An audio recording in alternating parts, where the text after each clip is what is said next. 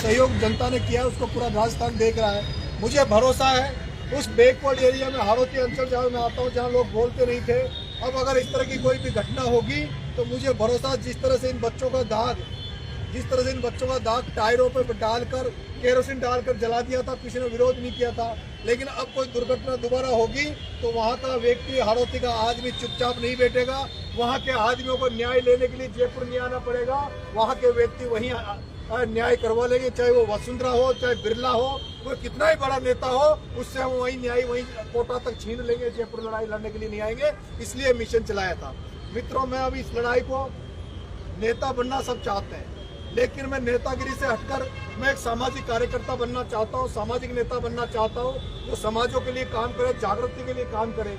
और ये जो मैं अनशन पे था, आप लोगों से हाथ जोड़ के निवेदन कर रहा हूँ, मैं जब अनशन पे था तो उस अनशन से लोगों का ध्यान भटकाने के लिए एक फर्जी सरपंच, जो सरपंच भी नहीं है, उसके माँ बाप सरपंच होंगे, उसने किस तरह का वातावरण बनाया था। पहले उसने गुर्जर मीणाओं को लड़ाने का वातावरण बनाया, जिस तरह से सचिन पायलट और नरेश मीणा ने साथ रहकर, जिस तरह से प्रहलाद गुंजल और नरेश मीणा ने साथ रहकर गुर्जर मीणाओं को एक किया था, जिस तरह से मैंने जीआर खटाना का प्रचार करके गुर्जरों में अपना विश्वास जताया था, गुर्जरों का जिस तरह से सहयोग मिला, और आज आप लोग सब गर्व महसूस करोगे कि आपका बेटा नरेश मीणा है, जिसको जान बचाने के लिए गुर्जर का बेटे ने 51 लाख रुपए आपके सामने दिए। मैं दोस्तों विश्वास बताता हूँ, विश्वास दिला रहा हूँ आपको।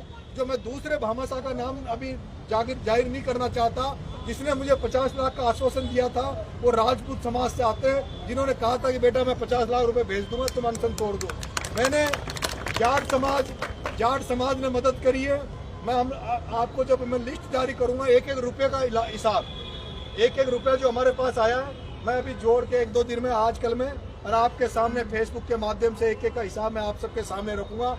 फूटी ये बच्चे हैं, 1 रुपये की भी नरेश मीणा ने ना तो अब तक बेईमानी करी है, ना आगे नरेश मीणा बेईमानी करेगा, क्योंकि ये नरेश मीणा पे विश्वास और भरोसा राजस्थान की जनता ने जो कायम किया है, उसी की देन है कि 24 घंटे के अंदर 80-90 लाख रुपए राजस्थान की जनता ने दिया है। लेकिन लड़ाई अभी खत्म नहीं हुई है। आपने समझौता के बाद में झालावाड़ गया तो सब लोग नाराज थे कि उग्रपन छोड़ दो, तो तुमने कहा तो मैं गांधी बन गया, लेकिन गांधी बना तो 15 दिन गांधी बन के रहा, उसका हाल तुमने देख लिया। ज्यादातर लड़के, जब कल मसाल जुलूस निकल रहा था, मैं कमेंट देख रहा था, लड़के कह रहे थे कि इसको गुर्जर की थड़ी की तरफ नहीं, इसको भजन लाल की तरफ चलने दो। तो मैं कह रहा हूँ इलाज वही बचा है, भगत सिंह बनना इलाज बचा है।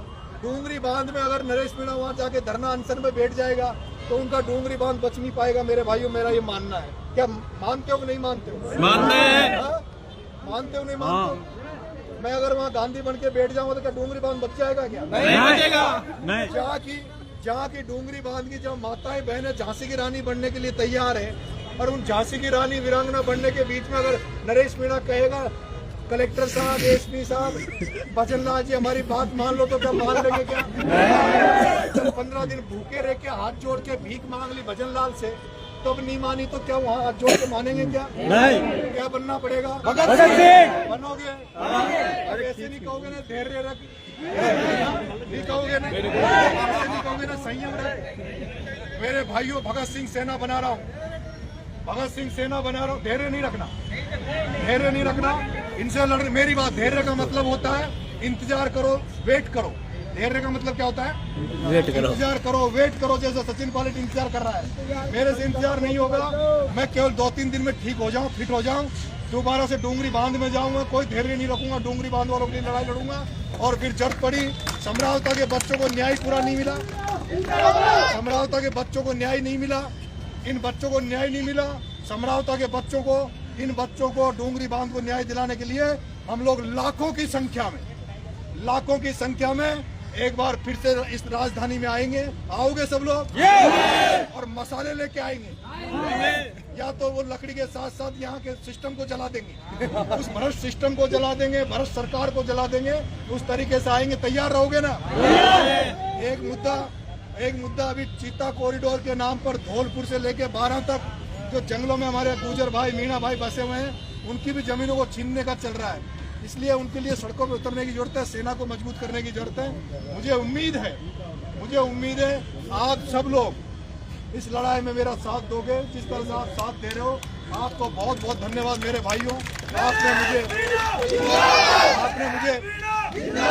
आपने मुझे ताकत दी, सहयोग दिया। बार बार एक सवाल आ रहा है, आप पार्टी को लेकर क्या करोगे? आप पार्टी को लेकर क्या करोगे? मैंने पहले दिन से कह रहा हूं, जब तक मेरी लाश जिंदा हूं, जब तक बीजेपी में नहीं जाऊंगा। जब तक